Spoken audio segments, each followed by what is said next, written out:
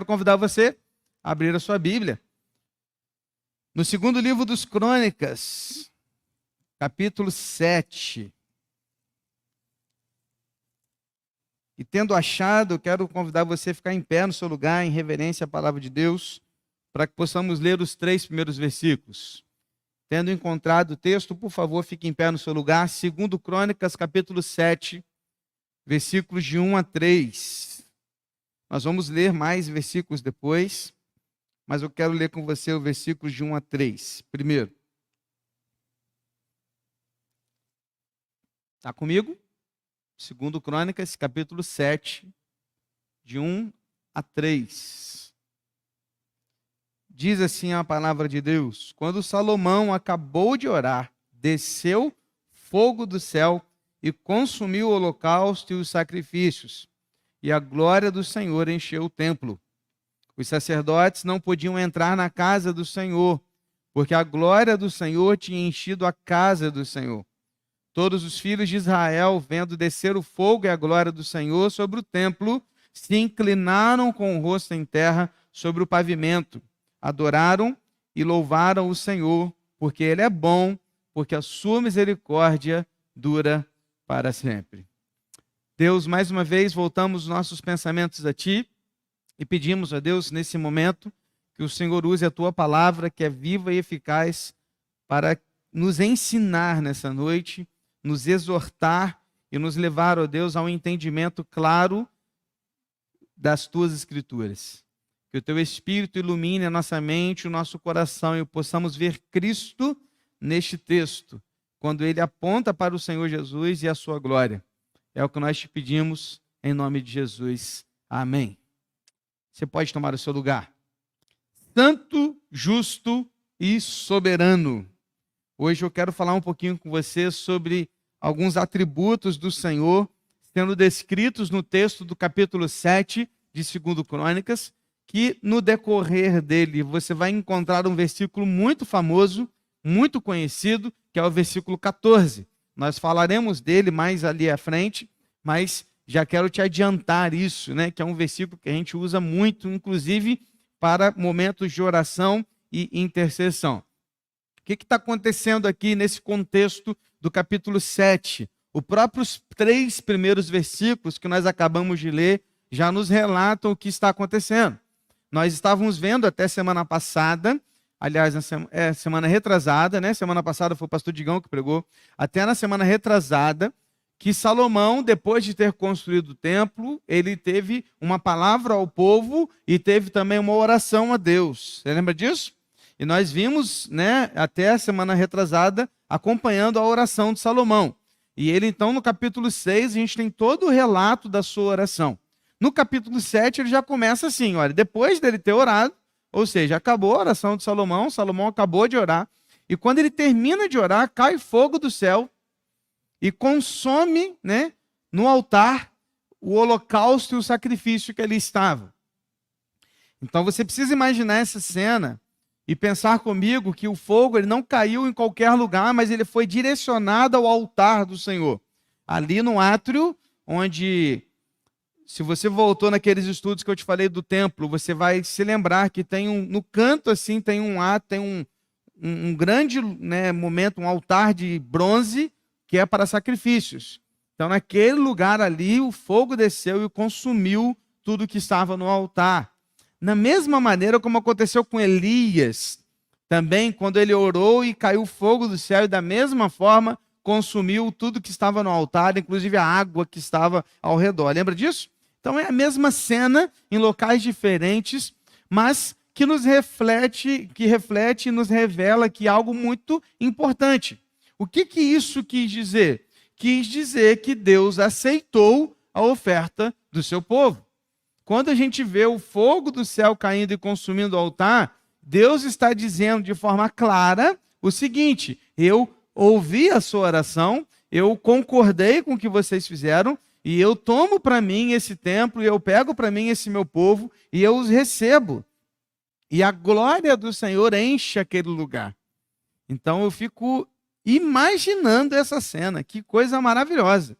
Fica imaginando aquele povo todo ao redor do templo, depois de Salomão ter feito todo o seu discurso e orado ao Senhor, e aquele povo pôde presenciar essa manifestação do Deus vivo, descendo fogo do céu, consumindo o altar, e a glória do Senhor tomando todo o templo, de forma tal que os sacerdotes não conseguiam entrar. Tamanha presença de Deus que os colocava para fora, não era possível entrar naquele lugar com a glória do Senhor presente naquele templo. Eu não sei você, mas quando eu leio isso, eu chego a arrepiar e pensar naquela cena maravilhosa e fantástica do povo podendo presenciar aquilo. Aí no versículo 3, que é o versículo que a gente acabou de ler, diz que todos os filhos de Israel, vendo descer o fogo e a glória do Senhor sobre o templo, se inclinaram com o rosto em terra sobre o pavimento, adoraram e louvaram ao Senhor. Inclusive tem um texto aqui, uma frase, que é um salmo também, está muito escrito nos salmos, que é: Ele é bom e a sua misericórdia dura para sempre. Amém, queridos? Agora, sabe o que me chama a atenção? E aí fica aqui um alerta. Um alerta. Geralmente, nós temos facilidade em adorar quando vemos o agir de Deus. Presta atenção.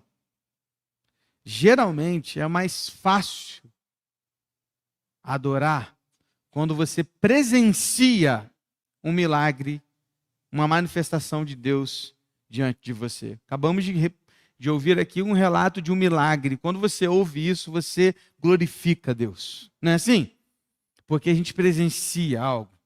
Tenho certeza que em outros momentos você já pôde ver, literalmente ver mesmo, né? Ali é o mover de Deus numa situação e você poder então glorificar o Senhor naquele momento. Porque é fácil adorar o Senhor quando você vê o que Ele faz. Para eles era fácil naquele momento adorar o Senhor, porque eles viram cair fogo do céu.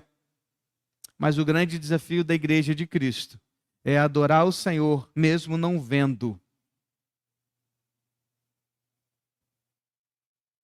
E não enxergando literalmente aquilo que está acontecendo.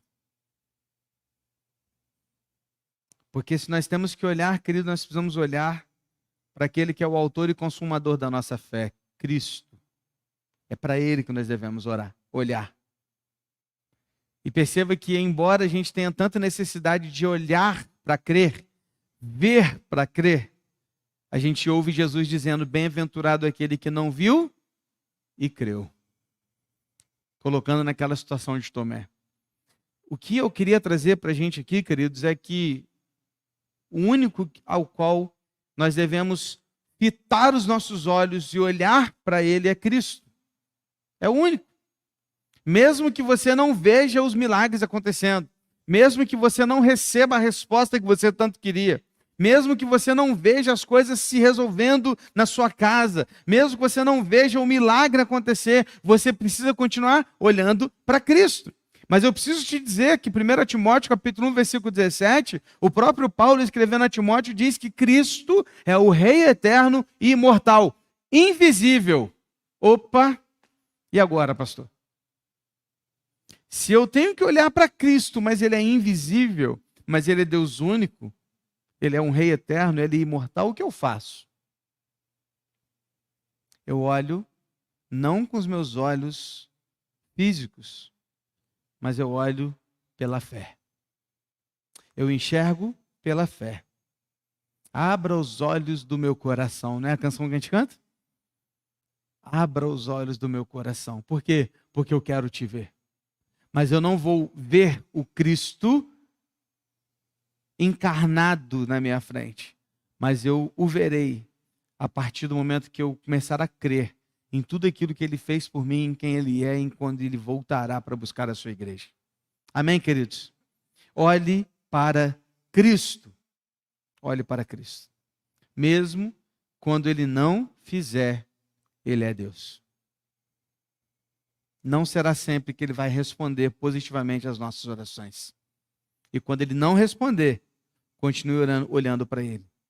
Porque é Ele que deve ser o nosso alvo de olhar. Nos versículos de 4 a 10, Nós temos um relato de uma festa, chamada Festa dos Tabernáculos, que durou por 14 dias, e durante todo esse período o povo ofereceu muitos sacrifícios ao Senhor. Inclusive o próprio Salomão, segundo o texto, ofereceu 22 mil bois e 120 mil ovelhas ao Senhor no período de 14 dias. Eu fico imaginando quantos sacrifícios, né, foram feitos, porque só Salomão ofereceu 22 mil bois e 120 mil ovelhas. Imagine todos os outros milhares de judeus ali indo oferecer ao Senhor um sacrifício ao nosso Deus. Mas eu quero ficar no versículo 10 apenas, e queria te mostrar o que está escrito aqui, que diz assim, o versículo 10.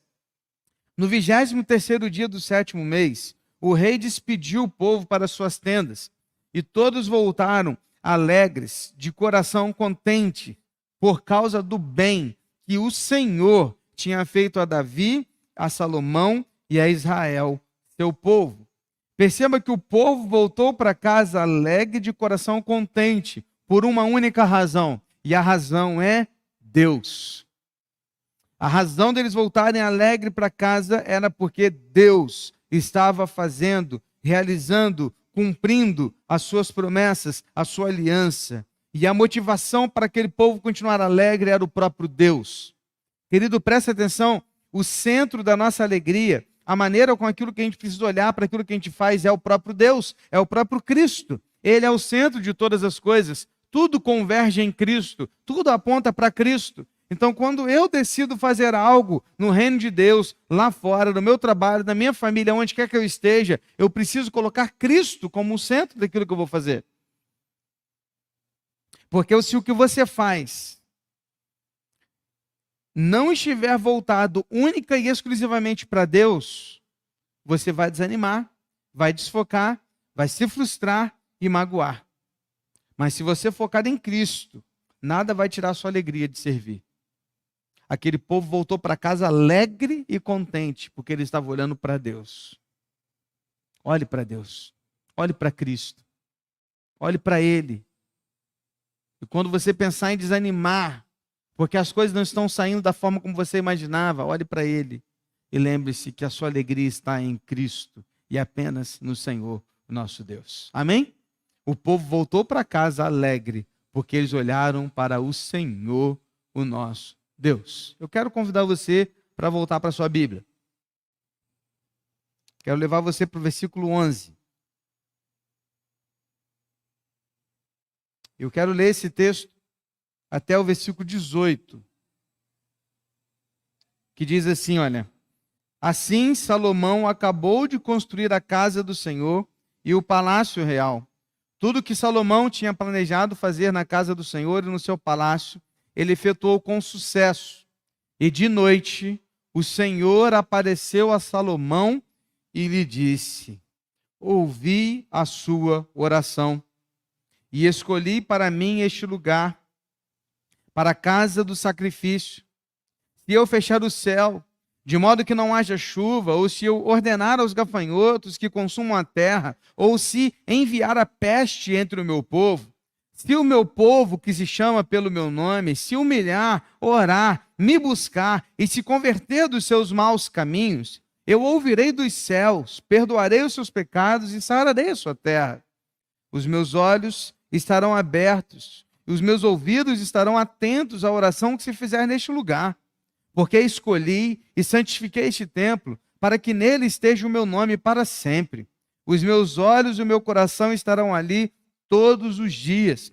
Se você andar diante de mim, como fez o seu pai Davi, fazendo segundo tudo que lhe ordenei, e guardando os meus estatutos e os meus juízos, também confirmarei o trono do seu reino, segundo a aliança que fiz com Davi seu pai, dizendo: nunca lhe faltará sucessor que governe em Israel. Olha que coisa maravilhosa.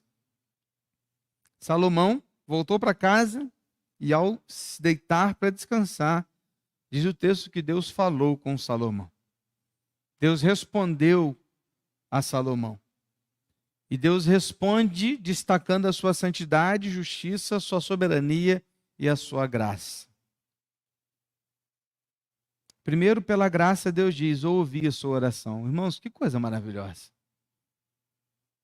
Que coisa fantástica. Você poder ouvir o Senhor falando assim: filho, eu ouvi a sua oração. Você consegue perceber isso? Talvez esteja dizendo, pastor, mas como que eu queria ouvir isso do Senhor? Mas ele tem ouvido a sua oração. Ele tem ouvido. Você pode não estar ouvindo ele dizer isso de forma clara e evidente nos seus ouvidos, mas ele está ouvindo a sua oração. Por quê? Porque ele é um Deus de graça. Olha aqui um atributo de Deus, ele é gracioso. Ele ouve as nossas orações, mesmo sem merecermos. Pela sua soberania, e é um outro atributo do Senhor, ele diz, eu escolhi para mim este lugar. Perceba, queridos, que coisa fantástica. Deus está dizendo assim, eu escolhi para mim este lugar. Vocês me deram um templo, mas eu escolhi esse templo para mim. Não foi vocês que me deram, eu escolhi. Eu escolhi ter esse lugar para mim, porque ele é soberano, queridos. Deus, ele é soberano. Não é sobre o que eu ofereço a Deus, é sobre o que ele escolhe receber. E você vai me perguntar, como assim, pastor? Olhe para Caim e Abel. 2 irmãos chegaram juntos para oferecer uma oferta ao Senhor. Uma oferta foi aceita, a outra, não. Então não é sobre o que eu ofereço, mas é sobre como ele recebe. Porque ele está olhando para o nosso coração.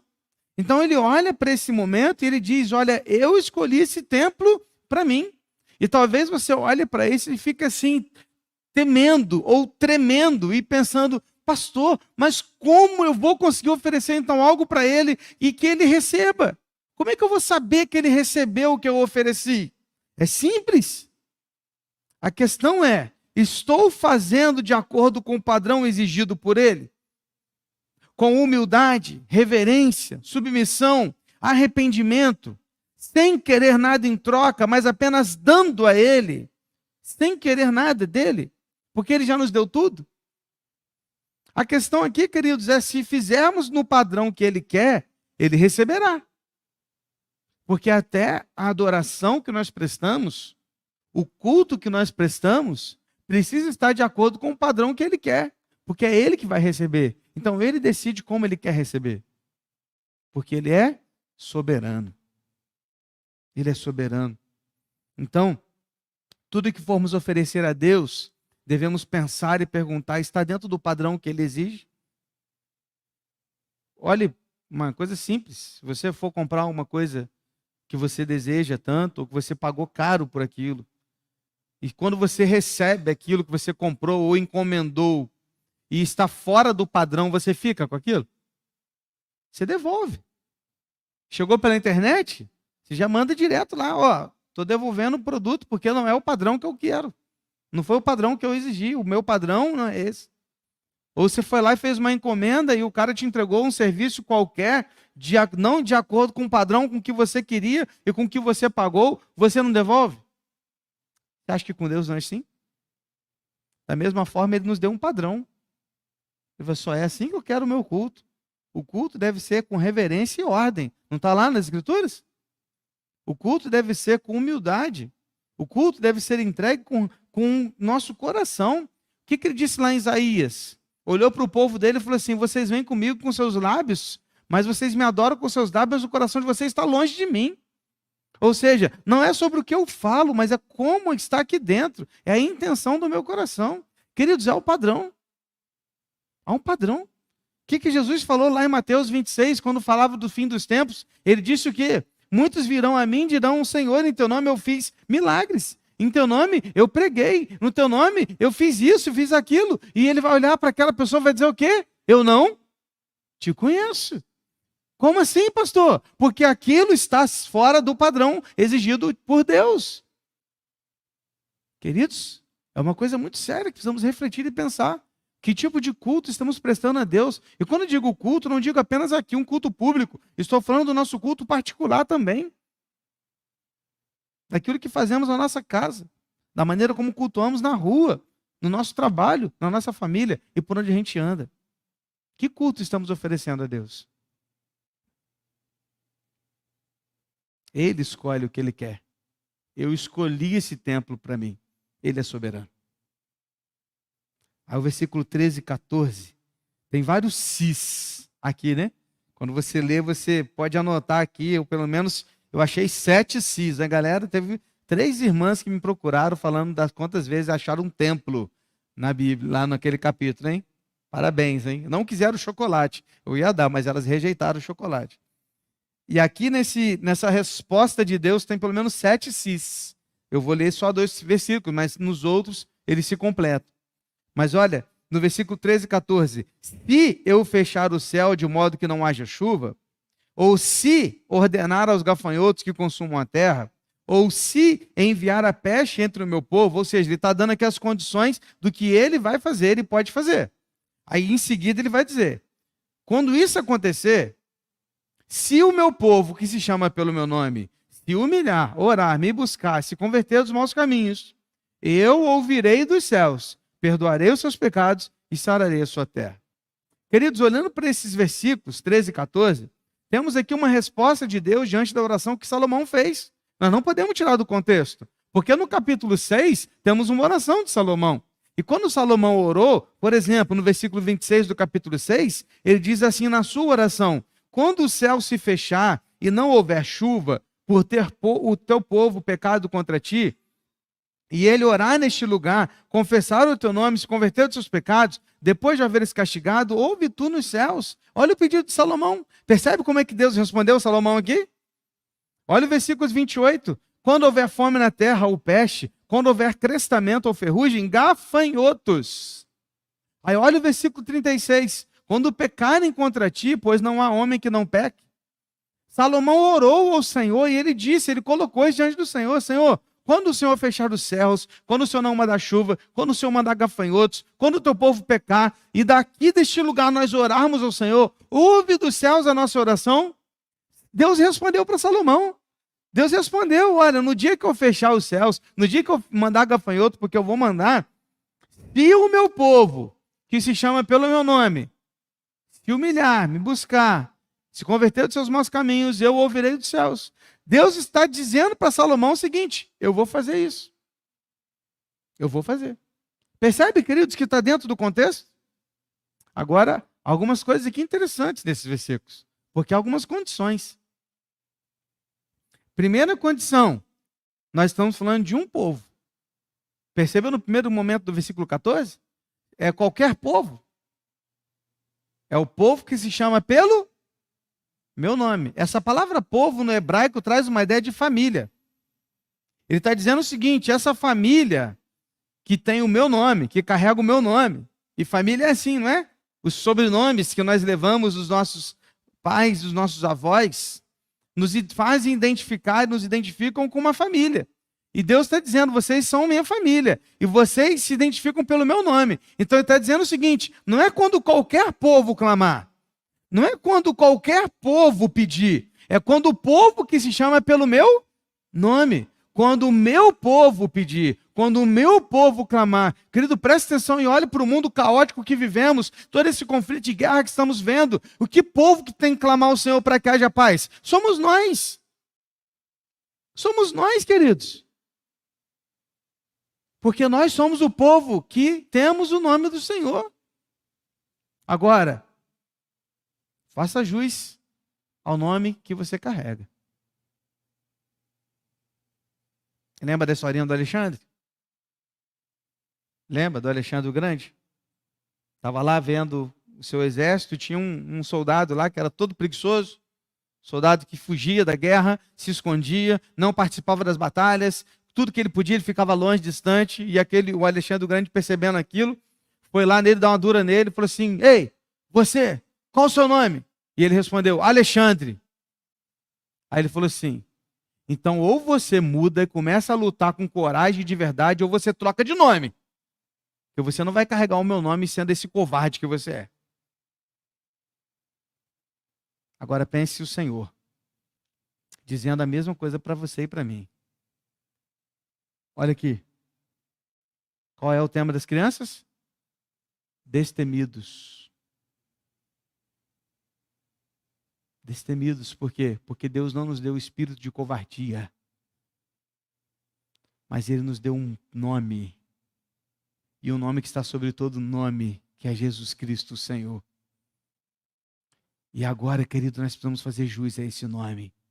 Então, por onde você for, por onde você estiver, aonde você andar, o que você falar, faça jus ao nome que você carrega. Porque se você é cristão, verdadeiro, filho de Deus, que carrega o nome de Cristo, represente Cristo de verdade. Ou então, não se chame mais de cristão. Como Alexandre disse. Somos o povo de Deus. E nós temos a responsabilidade de clamar. Mas ainda há outras condições. No versículo 14, ele fala aqui, olha, se o meu povo fizer 4 coisas. Primeiro, se humilhar. Humilhação, se rebaixar, reconhecer-se menor e inferior. É isso que o termo hebraico significa. Quando eu me rebaixo, quando eu me coloco em terra, como eu coloco o meu rosto no pó. A ideia é essa. Me humilhar. Segundo, orar. E a palavra orar do hebraico traz a ideia de falar com Deus de forma sincera, sem esconder nada, sem mentir por nada, mas falar de forma honesta. Terceiro, buscar. E a palavra aqui traz a ideia de uma procura profunda, até o encontrar. A mesma palavra que pode ser utilizada para aqueles que cavam minas até encontrar tesouros. A ideia aqui é essa, de você buscar de tal forma de só parar até o dia que você encontrar. Então Deus está dizendo, me busquem, me procurem de todo o coração. E 4, arrependimento. Converter-se dos maus caminhos. A palavra também pode ser arrependimento. Arrepender, mudar de curso, retorno. No grego, que não é a palavra aqui, mas se eu for transformar aqui do hebraico para o grego, a palavra é metanoia. Metanoia é mudança de mente. É você estar caminhando por um lado e agora você vai caminhar para aquele lado. Essa é a questão. Precisamos mudar e nos arrepender. Então, quais são as condições para que Deus ouça a nossa oração? Humildade, oração, busca verdadeira e sincera e arrependimento. Deus tem compromisso com o seu povo, mas esse Deus exige santidade do seu povo. Olha como é que o texto termina no texto que a gente já leu até o versículo 18. Versículo 17 a 18, quando Deus está falando com Salomão, ele está falando para Salomão assim, ó, e você, se você andar diante de mim como seu pai andou, e você fizer tudo que eu ordenei, guardar os meus estatutos, guardar os meus juízos, eu também confirmarei o seu trono. E eu fiz uma aliança com seu pai. E eu vou cumprir essa aliança na sua vida, se você andar diante de mim como andou o seu pai. Tem uma condição aqui. Santidade. Deus está exigindo santidade. Salomão, não se engane. Não é porque você é filho de Davi que você será abençoado por isso. Você será próspero se você agir e andar de acordo com os meus estatutos. Não ande apenas no nome do seu pai. Ande você de acordo com os meus ensinos, os meus mandamentos, os meus preceitos e os meus estatutos. E se você andar assim, eu vou confirmar o seu trono, como eu confirmei o de Davi. Sabe o que eu aprendo aqui? Que nós não devemos viver uma vida cristã de tabela. O que Salomão ouviu de Deus? Ó, eu fiz uma promessa para o seu pai.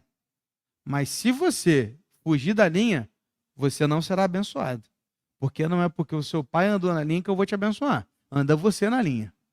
Obedeça os meus estatutos. Caminhe do jeito que eu quero. E eu vou fazer você próspero.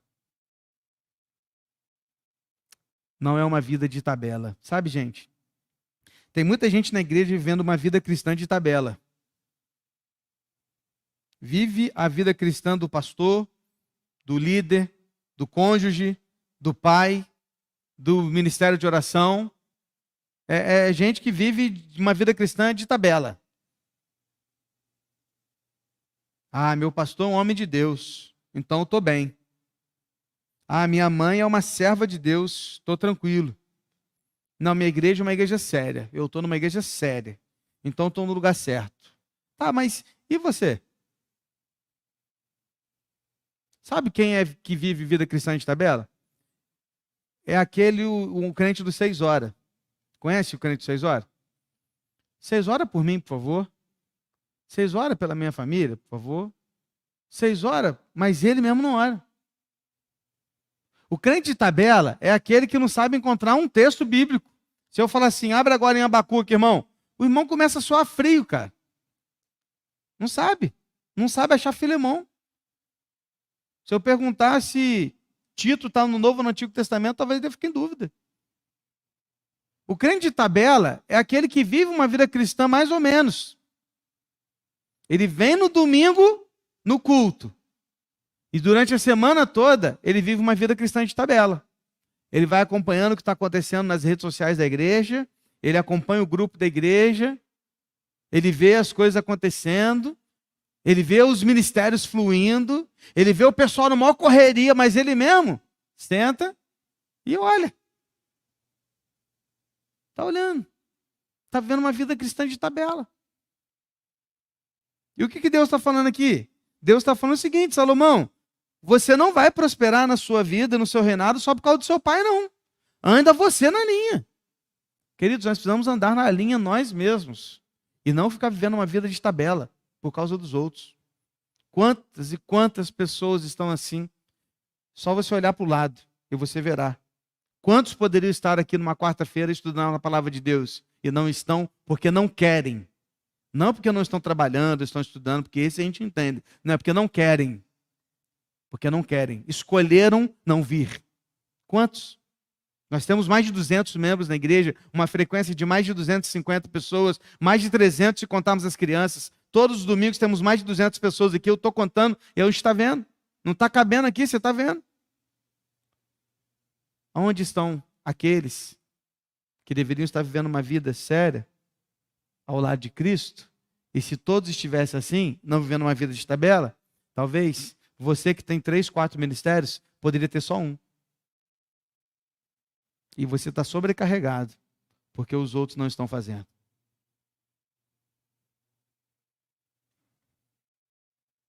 Não viva uma vida cristã de tabela. Faça você a sua parte. Eu quero terminar lendo o último bloco de versículos, que vai do 19 ao 22, que é o final da resposta que Deus deu a Salomão. E ele diz assim: porém, se vocês se afastarem de mim e abandonarem os meus estatutos, os meus mandamentos, que eu lhes prescrevi, e se servirem outros deuses e os adorarem, então os arrancarei da minha terra que lhes dei e lançarei para longe da minha presença esse templo que santifiquei ao meu nome. E tornarei o templo motivo de provérbio, de escárnio entre todos os povos. E todo aquele que passar por este templo, agora tão exaltado, ficará espantado e perguntará: por que o Senhor fez isto com essa terra e com este templo? E a resposta será: porque deixaram o Senhor, o Deus de seus pais, que os tirou da terra do Egito, e se apegaram a outros deuses, os adoraram e os serviram. Porque isso ele trouxe sobre eles todo esse mal.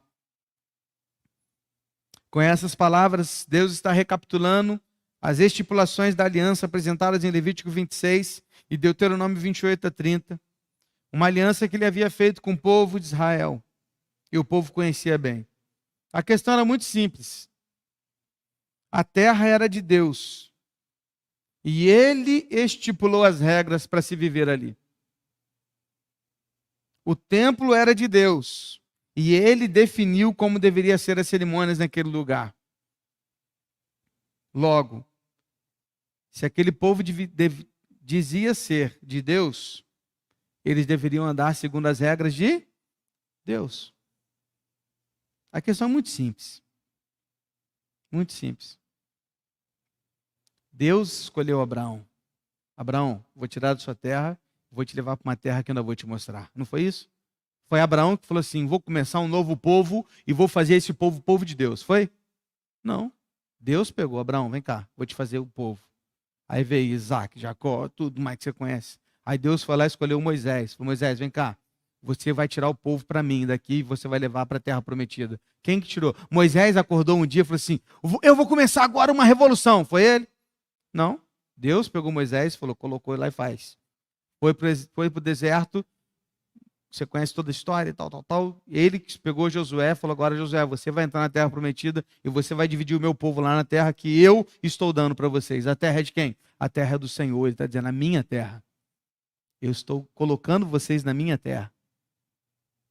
Presta atenção, queridos. A terra é de Deus. Ele colocou o povo lá. E ao colocar lá, ele falou assim: a regra é essa. Se você é o meu povo, você vai andar nessa regra. Porque a terra é minha e o povo é meu. Então, se vocês são meus, vocês vão andar aqui. Quando vocês se desviarem daqui, bom, se vocês se desviarem daqui, quer dizer que vocês não querem ser mais meu povo.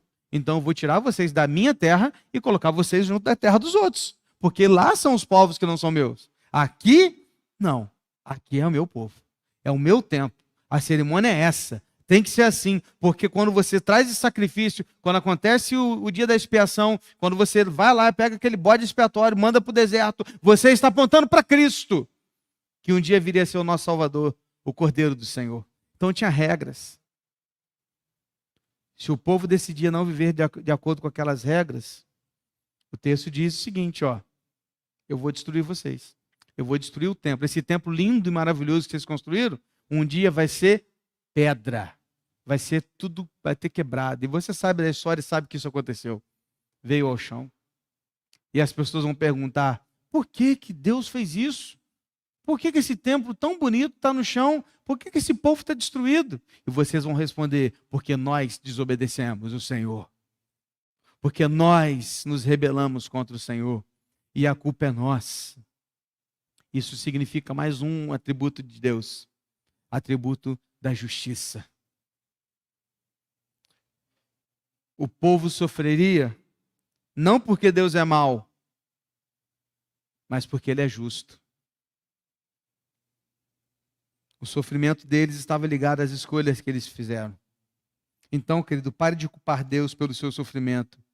Sem dúvida, ele é resultado do pecado original e das escolhas erradas, sua ou de outras pessoas que estão ao seu redor. Pare de culpar Deus. Porque Ele não é mau, Ele é justo. Se você faz escolhas fora do caminho dele, você vai colher dessas escolhas. Porque Deus é justo. Quero fechar dizendo para você que Deus é santo. Quer andar com Deus? Seja santo, porque Ele é santo. Deus é soberano. A escolha é dele. Ele decide. Ele é o Senhor. Ele é o Rei. Aceite, humilhe-se e submeta-se à soberania do Senhor. Deus é justo. Não queira receber a bênção de Deus se você vive em busca da maldição com as suas escolhas. E Deus tem um povo. E Ele chama esse povo pelo seu nome. E se você faz parte desse povo, faça jus ao nome que você recebeu, o nome de Cristo, o nome de cristão. E viva uma vida que agrada a Deus. Porque esse capítulo aponta para Cristo. Amém? Feche seus olhos. Coloque sua vida diante do Senhor. Coloque seu coração diante dele.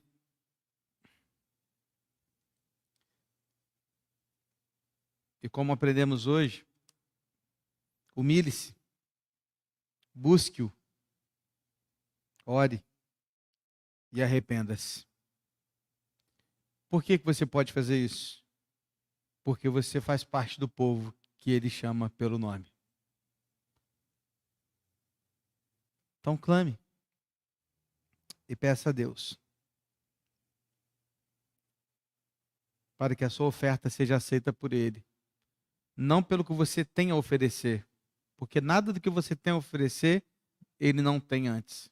Porque até o que a gente oferece, Ele já nos deu antes. Então peça a Ele para receber a sua oferta, o seu sacrifício, o seu culto, não pelo que você tem a dar, mas pela intenção do seu coração. Para que ao olhar para você, Ele veja alguém que é um verdadeiro adorador, que o adora em espírito e em verdade. De coração, no padrão que Ele quer, no padrão que Ele exige, porque Ele é Deus, não você. Ele é Deus. Pai, muito obrigado por esse estudo. Muito obrigado pela palavra que ouvimos. Muito obrigado, Deus, por tudo que aprendemos. Ah, Deus, perdoa, porque tantas vezes nós queremos tomar o lugar do Senhor. E achamos que até sabemos mais que o Senhor. Quantas vezes decidimos e fazemos escolhas contrárias à Tua palavra, à Tua vontade, ao Teu querer e ao Teu padrão. E com isso colhemos também resultados que não estão de acordo com o Teu padrão. Ajuda, Deus, para que a gente encontre o padrão do Senhor através da Tua palavra. E possamos cultuá-lo de forma bíblica, de forma verdadeira, como João 4 nos ensina, sendo adoradores que o adorem em espírito e em verdade. Que não sejamos como Caim, que ofereceu uma oferta da qual o Senhor não se agradou, mas que sejamos como Abel, dando ao Senhor o melhor, com o coração cheio de gratidão, humildade, querendo apenas dar, sem querer nada em troca. Até porque o Senhor já nos deu tudo o que precisamos, que é a salvação em Cristo Jesus. Quem tem Cristo não precisa de mais nada. Por isso o Senhor é o meu pastor e nada me faltará. Ou seja, se o Senhor é o meu pastor, não preciso de mais nada. Não me falta nada. Porque o Senhor é tudo para mim. Queremos ser chamados pelo Teu nome, Senhor. Queremos fazer jus ao Teu nome. Queremos viver de acordo com o padrão do Senhor. E como 2 Crônicas 7 nos ensinou, em santidade nos achegaremos a Ti. E então o Senhor ouvirá a nossa oração. O que antes só era ouvido a partir do templo, agora não há mais isso. Porque João 4, o Senhor quebrou isso, dizendo que não era em Jerusalém, ou em Sião, em Samaria, ou em qualquer outro lugar. Não era o lugar, mas é a forma. É sobre ser no fundo do coração, em espírito e em verdade. Obrigado por isso. Nos dê uma semana abençoada, um feriado abençoado. E que no sábado e no domingo, quando aqui nos encontrarmos para os nossos cultos, nós estejamos prontos para oferecer ao Senhor algo bom que saia do nosso coração. E agora que o amor de Deus o Pai, a graça salvadora do nosso Senhor e Salvador Jesus Cristo, a comunhão e a consolação do Santo Espírito de Deus, e seja com todo o povo de Deus espalhado na face da terra, mas em particular com o teu povo neste lugar, esse povo que o Senhor chama pelo teu nome, agora e para todo sempre. Amém, Senhor. Que Deus assim nos abençoe. Amém, queridos?